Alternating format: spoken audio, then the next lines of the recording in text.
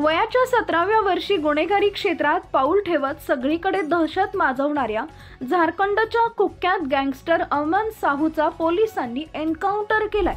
अमन साहूवर 100हून अधिक गुन्हे नोंद आहेत। पोलीस त्याला छत्तीसगडच्या रायपूर येथून रांची इथं घेऊन जात होते। पलामू जिल्ह्यातील चैनपूर रामगड रोडवर गँगस्टर अमन साहूनं पळण्याचा प्रयत्न केला। पोलीस जवानाची रायफल हिसकावून त्याच्यावर फायरिंग केले तेव्हा प्रत्युत्तर देत पोलीस अधिकाऱ्यांनी त्याच्यावर गोळ्या झाडल्या। मिळालेल्या माहितीनुसार कुख्यात गुन्हेगार अमन साहूला रायपूर पोलीस चौकशीसाठी रांचीला घेऊन जात होते। त्यावेळी पोलिसांच्या वाहनाला अपघात झाला। त्याचाच फायदा घेत अमन साहू जवानाची रायफल हिसकावून पळण्याचा प्रयत्न केला।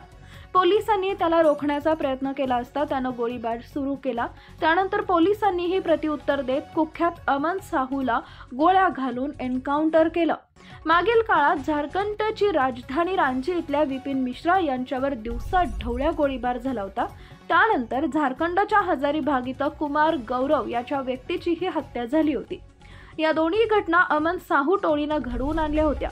याच घटनेत अमन साहूला अटक करून त्याला चौकशीसाठी रांचीला आणलं होतं। पलामू जिल्ह्यातील चैनपूर रामगड रोडवर पोलिसांच्या वाहनाला अपघात झाला। त्यानंतर अमन साहूला एन्काउंटरमध्ये ठार करण्यात आलं।